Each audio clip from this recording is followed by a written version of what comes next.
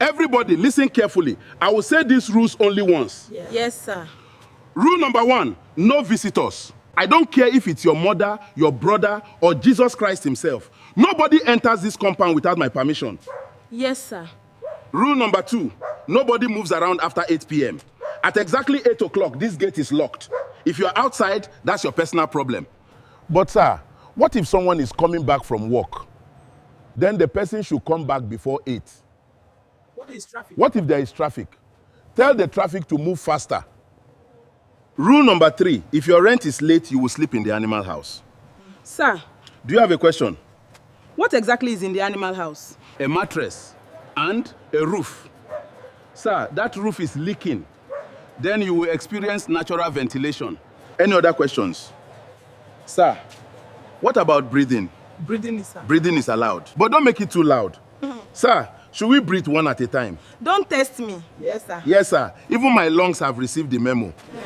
If you have ever rented a house in Lagos, you already know that some landlords don't behave like landlords. They behave like immigration officers, police commissioners, traditional rulers, and sometimes like they personally own your destiny. But nobody in Oshodi was worse than Mr. Benson. Mr. Benson was a wealthy landlord who owned a large compound tucked inside a busy street in Oshodi. The compound had 16 apartments, and unfortunately for the 16 tenants living there, it also had one landlord who believed that collecting rent came with the power to control every single thing they did. Mr. Benson was a big man in his late 50s, always wearing expensive native clothes, polished shoes, and dark sunglasses, even when there was no sun. The tenants secretly called him Chairman Suffering. Nobody dared say it to his face. Well, nobody who wanted to keep the apartment. The compound had 16 tenants, but Mr. Benson treated them like 16 prisoners. The first rule was simple: no visitors. If you wanted your mother to visit you, you had to explain why. If your brother came from Ibadan, Mr. Benson would ask what his mission was. If your girlfriend or boyfriend came to see you, forget it. Mr. Benson would appear from nowhere like a Nigerian horror movie villain. Who is that? My cousin, sir. Your cousin has 2 legs and a handbag. Sir, tell your cousin to go. One tenant, David, once tried to explain that the woman standing beside him was his elder sister. Mr. Benson looked at her from head to toe. Your elder sister? Yes, sir. Then why is she smiling? David blinked. Sir, people that come here to collect information always smile. That day, David's sister left the compound without even entering the house. The second rule was that nobody was allowed to move around after 8 p.m. At exactly 8 p.m., the compound gate was locked. And Mr. Benson didn't care if you were coming back from work, church, school, or even from the hospital. 8 o'clock was 8 o'clock. One night, a tenant named Grace arrived at 8:07 p.m. She knocked on the gate, but no one answered. She called Mr. Benson. He answered. Sir, please open the gate. I'm outside. What time is it? 8:07. Then you are no longer a tenant. Sir, you are now a visitor. Come tomorrow. Grace stood outside staring at the gate. Sir, but my clothes are inside. That's your business. The phone went dead. The third rule was no loud conversations. The fourth rule was no sitting outside. The fifth rule was no children playing in the compound. The sixth rule was no cooking of certain foods. Mr. Benson hated anything that produced strong smells. No frying fish, no roasted plantain, no pepper soup, and definitely no cooking of beans late at night. According to him, beans had too much character. One Saturday, a tenant called Mama Rose was cooking beans when Mr. Benson stormed into the compound. Who is cooking beans? Everybody became silent. Mama Rose slowly raised her hand. Sir, didn't I say no beans? Sir, my children are hungry. Mr. Benson looked at her pot. Your children will survive. Then he looked at the pot again. But these beans will not. He ordered her to stop cooking. The tenants were furious. But nobody could complain because there was another rule: no complaints. Mr. Benson had a special response for anybody who complained. Don't like my rules? Move out. And whenever somebody reminded him that they had paid rent for the apartment, he would laugh. Did you buy the house? No, sir. Then behave like a tenant. But the worst punishment was reserved for tenants who delayed their rent. Behind the compound was an unfinished room. The room had broken windows, dirty walls, a leaking roof, and an old mattress that looked like it had survived 3 generations. Mr. Benson called it the animal house. If a tenant failed to pay rent on time, he would lock the apartment and force them to spend the night there. Since you cannot behave like a responsible human being, he would say, go and sleep in the animal house. There was even an aggressive brown dog called Tiger that Mr. Benson kept near the unfinished room. Tiger was huge, and Tiger had one hobby: scaring tenants. Any tenant who owed rent and tried to sneak back into the main compound had to pass Tiger first, and Tiger did not believe in negotiations. The tenants hated Mr. Benson. They hated his rules, they hated his dog, they hated the animal house. But most of all, they hated how he treated them like they were less than human. And there was something else Mr. Benson did that made the tenants especially angry. He watched everything. If he saw you buy a new phone, your rent increased. If you bought new clothes, your rent increased. If you came home with a new pair of shoes, Mr. Benson would smile and say, "Congratulations." And the following year, your rent would suddenly increase by hundreds of thousands of naira. One tenant once bought a fairly expensive phone. 2 weeks later, Mr. Benson called him. "Congratulations on your new phone." The tenant froze. "Thank you, sir. How much did you buy it?" The tenant mentioned the price. Mr. Benson nodded. "Good." The following morning, the tenant received his new rent notice. He nearly fainted. "Mr. Benson, why did my rent increase?" Mr. Benson adjusted his glasses. "You can afford a new phone. So you can afford the new rent." The tenant stared at him. "Sir, I bought the phone on installment." Mr. Benson shrugged. "Then pay your rent on installment." That was the kind of man Mr. Benson was. He was rich, but he behaved as if every tenant was personally responsible for his retirement. And then one evening, everything changed. It was a hot Wednesday night. The 16 tenants were secretly gathered inside Mama Rose's apartment. Nobody was supposed to gather. Nobody was supposed to talk loudly. And definitely nobody was supposed to plan anything against Mr. Benson. But they had reached their limit. David lowered his voice. "We need to teach this man a lesson." Grace nodded. "Not a dangerous lesson." Mama Rose looked around. "Just something that will make him understand what he has been doing to us." Another tenant, Samuel, smiled. "I have an idea." Everyone turned toward him. Samuel leaned forward. "We know Mr. Benson checks the compound every night." "Yes." "We know he likes to make sure everybody is inside." "Yes." "And we know he always walks down the staircase beside the unfinished building." Everybody became quiet. Samuel smiled. "What if we make him experience his own rules?" Nobody spoke. Then Mama Rose slowly smiled. "Samuel." "Yes?" "You are beginning to sound like a criminal." Samuel shrugged. "Madam, poverty has turned all of us into unpaid lawyers." Everyone burst out laughing. But before they could continue, they heard footsteps outside. Everybody froze. Mr. Benson was walking through the compound. He stopped directly outside Mama Rose's apartment. All of them closed their mouth. Then came a knock. Bam, bam, bam. "Open this door." Nobody moved. Mr. Benson knocked again. "I know you are inside." The tenants looked at one another. Then Mr. Benson said something that made everybody's blood run cold. "I am going to check every apartment." The knocking continued. Bam, bam, bam. "I said, open this door." Inside Mama Rose's apartment, 16 people stood as still as statues. Nobody breathed. Okay, they were breathing, but they were trying to make it look like they weren't. Mr. Benson knocked again. "Who is inside?" Mama Rose looked at David. David looked at Grace. Grace looked at Samuel. Samuel quietly whispered, "Nobody should answer him." Mama Rose frowned. "Samuel, he can hear you."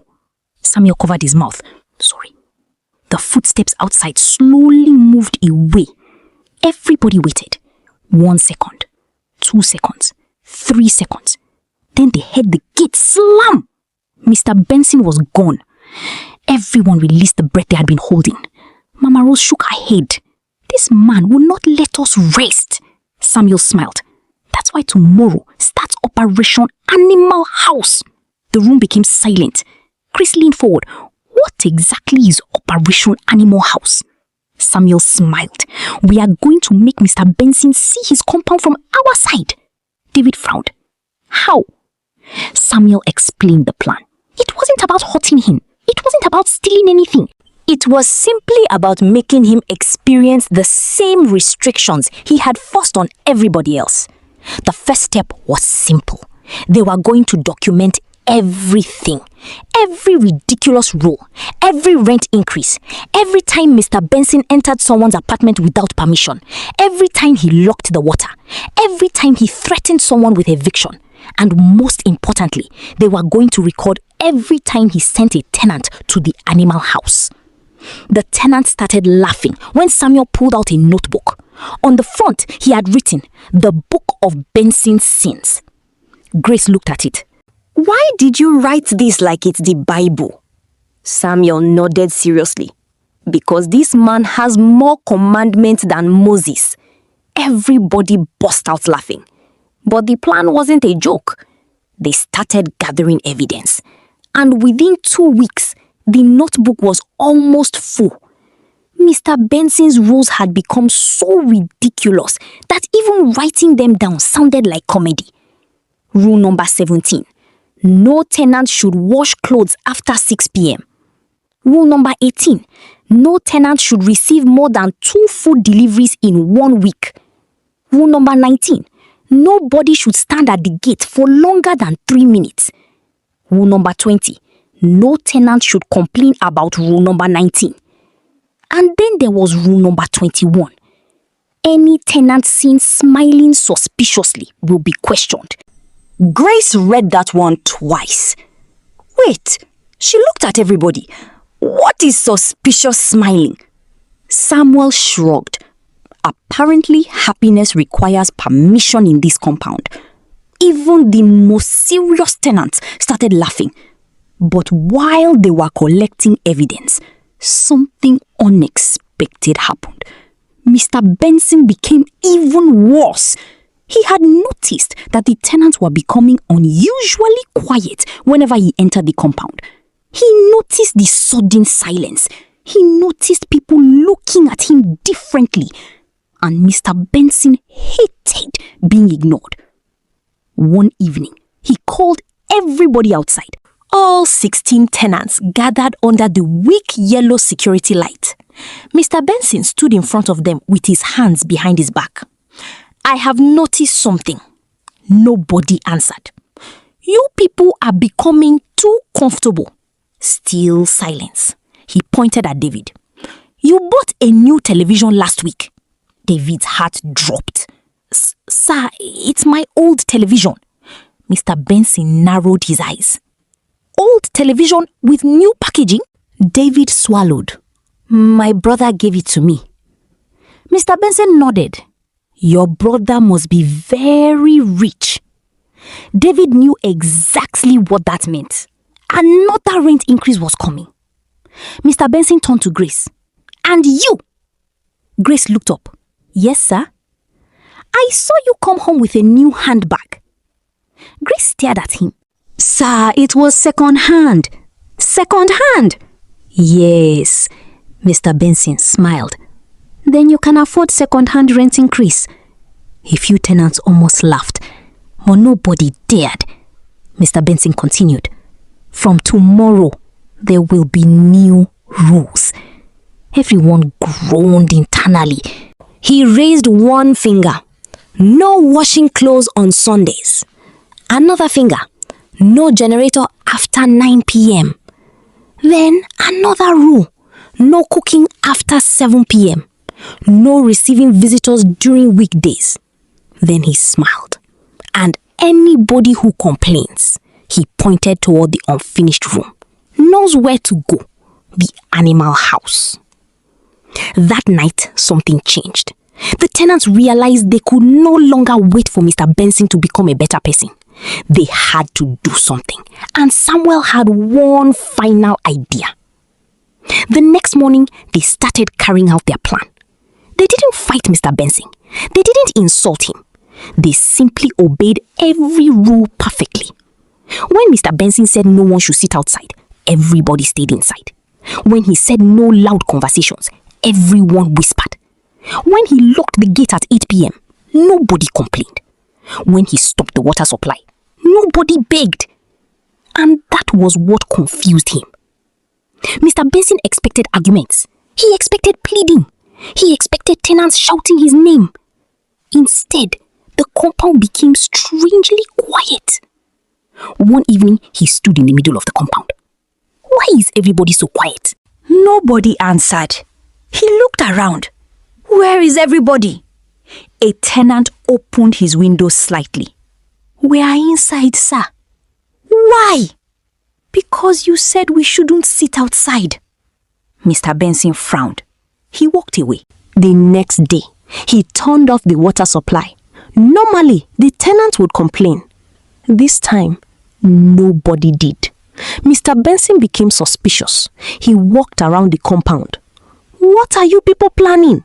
Nobody answered. He went from door to door. The silence began to disturb him. For the first time, Mr. Benson realized something.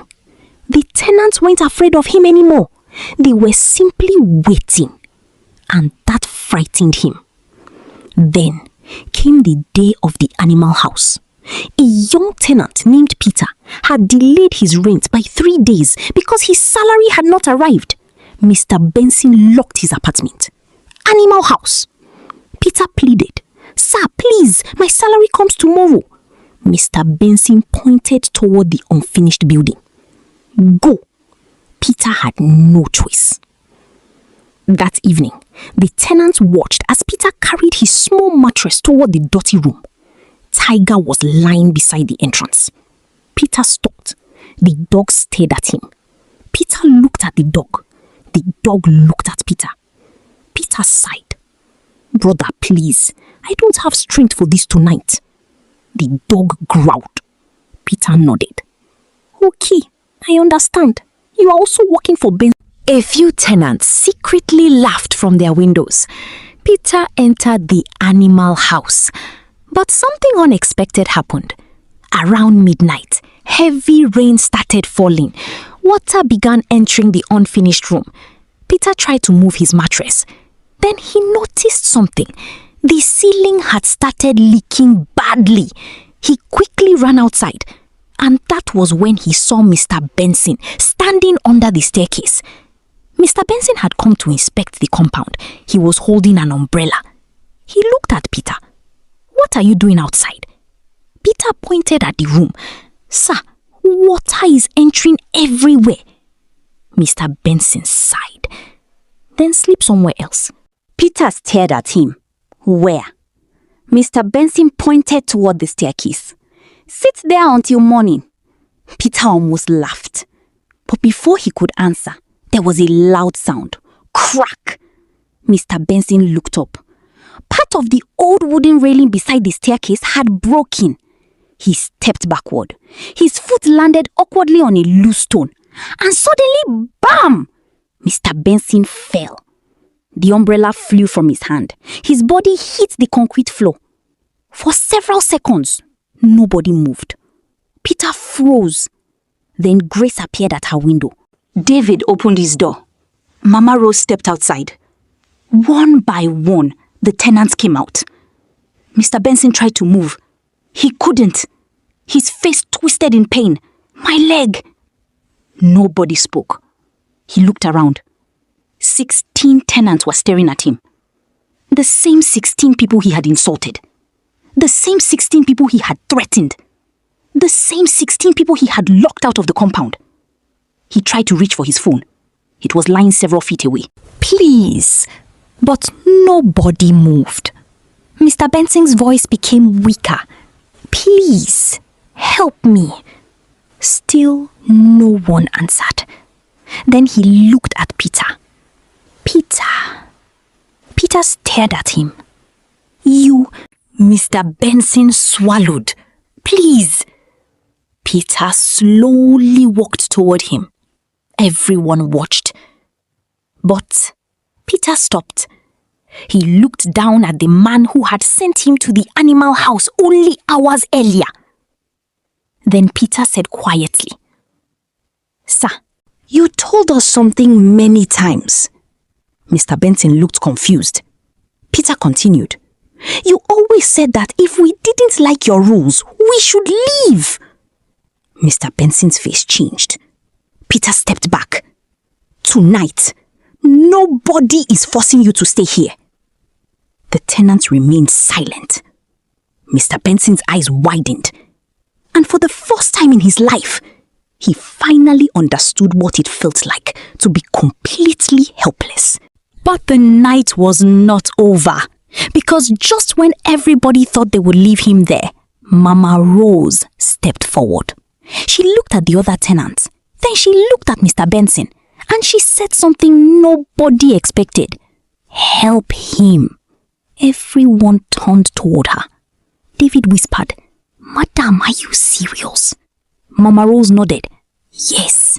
She looked down at Mr. Benson. "Not because he deserves it," she paused, "but because we are not animals." Mr. Benson stared at her, and those 4 words hit him harder than the fall. We are not animals. For the first time, Mr. Benson had nothing to say. After Mr. Benson falls and is rushed to the hospital by the very tenant he mistreated, he finally realizes how cruel he had been. The tenant confronts him with evidence of his outrageous rules, rent increases, threats, and the infamous animal house. Ashamed, Mr. Benson sincerely apologizes and promises to change. He destroys the animal house, removes the aggressive dog, stops controlling the tenants, allows visitors and children, and treats everyone with respect. Months later, the compound becomes a peaceful home instead of a place of fear. Mr. Benson learns the hard way that owning a house doesn't make you better than the people living in it. And sometimes, life teaches you empathy by putting you in the exact position you created for others. And if you enjoyed this story, subscribe to the channel because there are more crazy African stories coming.